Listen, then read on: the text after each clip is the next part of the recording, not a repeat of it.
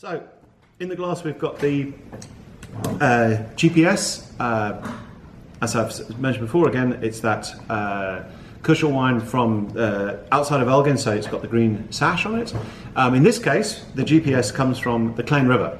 Again, for those familiar with Lower Davenhock Chardonnay, this is a small little parcel that is in the middle of nowhere, actually situated outside Stamford on the road to Bredarsdorp, in a little vineyard that just has Syrah and Cabernet Sauvignon. And in that block, it only just does clone one. They have a bit of bush vine and a little bit of trellis. Interestingly enough, we take both, so we can play around with each. And sometimes the bush vine performs well, sometimes not. The trellis generally performs well every year. So, contrary to my sort of popular belief, the trellis is actually probably the more solid flag flyer for this region. So, or certainly for this grape. And it's all clone one, as I said. This is singly made. We take it from this on. Sorry, I should say Glen Rosa soils. So that little bit of clay mixed with gravel and a little bit of sand. We bring it into the cellar, and again, being Syrah, we try and make it as natural as possible. So we leave it on the skins. We do a sort, a bunch sort. We then have a light berry sort, and in fact, more recently we've actually got a very fancy top of the range destemmer which can do all of that and sort it as triage it. But previously we used obviously sorting belts and vibrating tables for the bunches and for the berries. But what we don't do is we don't crush the berries. So we allow these then to sit in the tank, and during the first 3 days they basically go through a pre-soak or maceration in which the berries will start to ferment naturally, and that takes usually about 3 or 4 days. Once that's happened, we then start the punch downs, and at this point we were doing, in 17 we were just doing punch downs so we could get all the tannins and fruits from here. More recently we've also been experimenting like we do now with the Pinots with Delestage, and that may or may not continue as we go forwards.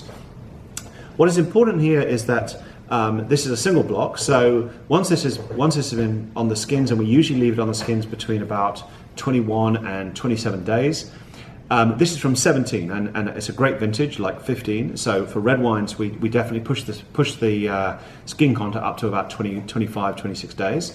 But then what we do is we basket press it, and all the juice will then go into a number of different vats. What we tend to use for this is 500 litres, the puncheons.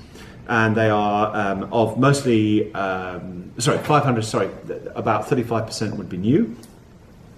And the rest would be a combination of second, third and fourth fill. And these will vary every year because we work on the different algorithms, we work on the different cooperage, and we play around. We're learning each year. So in some cases we've actually used less new wood and a little bit more inserts in some of the older barrels, because that tends to give a little bit of the spices, but it doesn't it also keeps that freshness to the fruit profile. And here what we're looking for is very much that classic peppery black peppercorn note. And we tend to find that a lot in this area because it's a lot more, it's not as cool as Elgin, but it's not a warm climate, it's still in the Cape South Coast. So we still retain a lot of those sort of rotundone characters, which are the pepper notes. It also has a bit more black fruit and probably more blue fruit in this sense, that blueberry character, but also a little bit of that blackberry. And then it has a medium, well, we'll taste it, shall we?